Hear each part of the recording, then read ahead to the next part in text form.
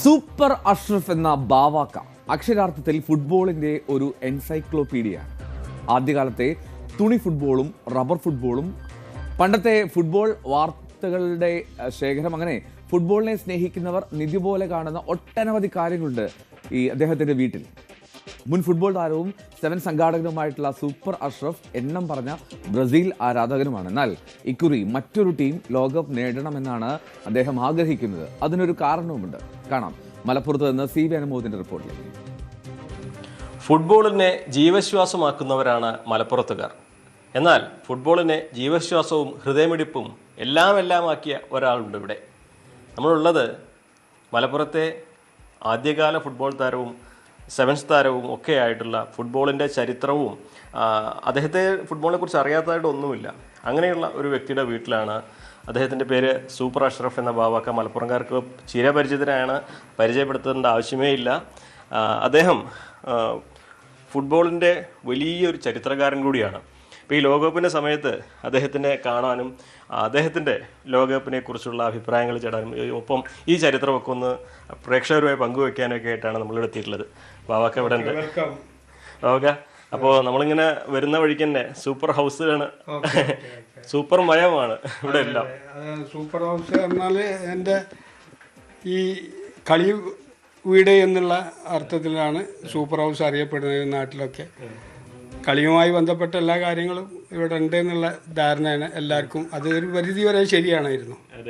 Encyclopedia എന്നൊക്കെ പറയുന്ന പോലെ ശരിയാണ്. നമ്മളിവിടെ എത്തുമ്പോൾ കാണുന്നത് നിറയെ ട്രോഫികളും അതേപോലെ അങ്ങേക്ക് കിട്ടിയ പുരസ്കാരങ്ങളും ഒക്കെ ഉണ്ട്. ഇത് ആദ്യത്തെ ട്രോഫി ഇതായിരിക്കും അല്ലേ? ഫസ്റ്റ് ട്രോഫി കാണുന്നത് ഈ ചെറിയ ട്രോഫിയാണ്. 1979 ഈ ട്രോഫിയാണ് ആദ്യമായിട്ട് എനിക്ക് ബെസ്റ്റ് സ്റ്റോപ്പർ എന്ന് പറഞ്ഞിട്ട് ടീമിന് കിട്ടിയതല്ല, അത് വ്യക്തിപരമായിട്ട് കിട്ടിയ ട്രോഫിയാണ്. പക്ഷെ അതൊരു ലോക്കൽ ടൂർണമെന്റ് ആണ്. അവിടുന്ന് അങ്ങോട്ടുള്ള കളിച്ച് കിട്ടിയ ട്രോഫികളാണ് ഈ കാണുന്ന മുഴുവൻ ട്രോഫികളും. അങ്ങേക്ക് കിട്ടിയതുണ്ട്, സൂപ്പറിന് കിട്ടിയതുണ്ട്, എനിക്ക് ഇൻഡിവിജ്വൽ ആയിട്ട് കിട്ടിയതുണ്ട്. അതെല്ലാം ഞാൻ സ്വരൂപിച്ച് വെച്ചു എന്ന് മാത്രം. ഓക്കെ.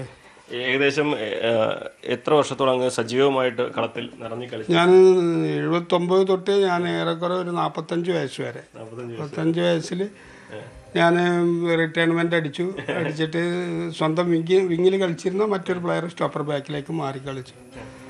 അങ്ങനെ ടീമിന്റെ അത് നിലനിർത്തിക്കൊണ്ട് പിൻവാങ്ങി.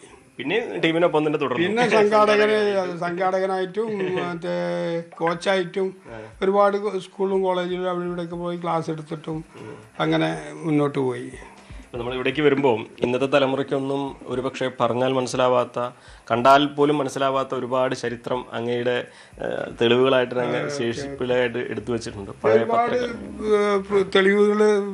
തെളിവുകൾ ഇവിടെ ഒരുപാട് സ്കൂൾ കോളേജ് കുട്ടികളൊക്കെ വരാറുണ്ട്. ഇപ്പോൾ പല കോളേജുകളും സ്കൂളുകളിലൊക്കെ തന്നെ പല അതർ സ്റ്റേറ്റിലുള്ള കുട്ടികൾ വരെ ഇവിടെ വന്നിട്ടുണ്ട്.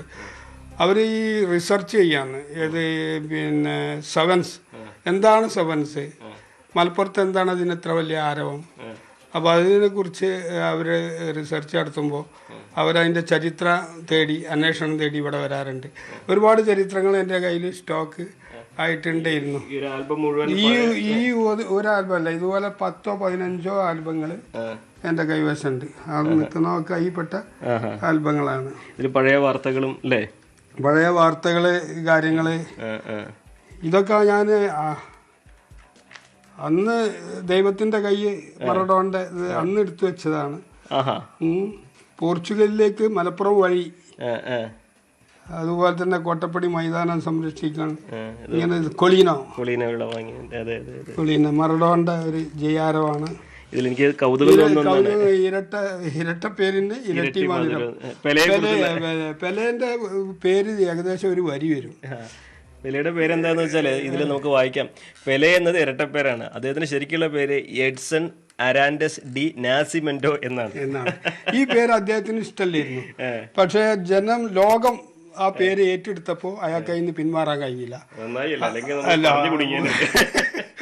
അല്ലെങ്കിൽ പറഞ്ഞു പെട്ടുപോയേനെ. അതുകൊണ്ട് അത് അങ്ങനെ ഈ ഇരട്ട പേരുകള് പിന്നെ നാട്ടിലുള്ള തൃശ്ശൂരൊക്കെ എല്ലാ കളിക്കാർക്കും ഇരട്ട പേരുണ്ട്. മലപ്പുറത്തും ഒരുപാട് പേർക്ക് ഇരട്ട പേരുകളുണ്ട്. നമ്മൾ ഇവിടേക്ക് നോക്കുകയാണെങ്കിൽ പഴയ ഇതെന്താണ്? ഇത് വാഴയിലപ്പന്താണ്. ഇലപ്പന്ത് എന്ന് പറയും പഴയ കാലത്ത്. പഴയ കാലത്ത് മുതിർന്ന ആളുകളും പറഞ്ഞിരുന്ന ഇലപ്പന്ത് എന്നാണ്. വാഴ ഇലയും ഉണങ്ങിയ വാഴയിലയും പിന്നെ ചുരുട്ടി ഉണങ്ങിയ വാഴനാര് കൊണ്ട് വരിഞ്ഞു കെട്ടി ഉണ്ടാക്കുന്ന ഒരു ബോളാണ്. ഇതോട് കളിച്ചിട്ടുണ്ട്? ഇലപ്പന്ത് ഇതുകൊണ്ടാണ് കളിച്ചിരുന്നത്. ചെറുപ്പം തൊട്ടേ കളിച്ചിരുന്നത്. ഞാനൊക്കെ അടക്കം പ്രത്യേകിച്ച് എൻ്റെ വീട്ടുമുറ്റത്തും മഴ പിന്നെ പുഴയോരത്തും ഒക്കെ കളിച്ചിരുന്നത് ഈ പന്ത് ഉപയോഗിച്ചാൽ. ഇത് അഴിഞ്ഞു പോകില്ലേ? ഇത് അഴിഞ്ഞു പോലെ. ഇതിന് ജീവല്ല. വീണ് കഴിഞ്ഞാൽ ബോൾ പൊന്തില്ല, അവിടെ കിടക്കും. ഇത് പിന്നെ പക്ഷെ എന്നിരുന്നാലും ഒരു ബോള് ഫുട്ബോളിന്റെ അന്നത്തെ കാലത്ത് ഫുട്ബോള് നമുക്ക് കിട്ടാത്തൊരു കാലഘട്ടമല്ല. നമുക്ക് സ്വപ്നത്തിൽ കാണുന്ന ഒരു സാധനം ആരെയാണ് ഫുട്ബോൾ. അപൂർവമായിട്ടല്ലേ ഉണ്ടായിരുന്നുള്ളൂ. അപ്പോൾ അത്ര വലുപ്പത്തിലൊരു സാധനം കളിക്കാനുള്ള ആഗ്രഹം അതേ വലുപ്പത്തിലേക്ക് ഇതുപോലുള്ള ഇതിന് ജീവൻ കൊടുത്തിട്ടാണ് തുടങ്ങിയത്. ആരാധകർക്കൊക്കെ കാത്തിരിക്കാം അവരുടെ ഇഷ്ട ടീം അവസാന റൗണ്ടിലെത്തി കപ്പ് നേടുന്നവരേക്ക്. എന്താണെങ്കിലും ബ്രസീൽ ആരാധകനായ ബാവാക്കായുടെ ആ ഒരു ആഗ്രഹം പോലെ CR7 നേടുമോ ഇല്ലയോ എന്നൊക്കെ കണ്ടു തന്നെ അറിയാം. നമുക്ക് ഫുട്ബോളിൻ്റെ ആരാധകർക്ക് എപ്പോൾ വേണമെങ്കിലും ഫുട്ബോളിനെ കുറിച്ച് എന്തറിയാനും ഇവിടേക്ക് എത്താമെന്ന് കൂടി അദ്ദേഹം ഒന്ന് ഓർമ്മിപ്പിക്കുന്നുണ്ട് നമ്മളെ. അഖിലോട്ട് പറയ്ക്കൊപ്പം CV അനുമോദ്, News 18. കൂടുതൽ വാർത്തകൾക്ക് News 18 Keralam YouTube channel subscribe ചെയ്യുക.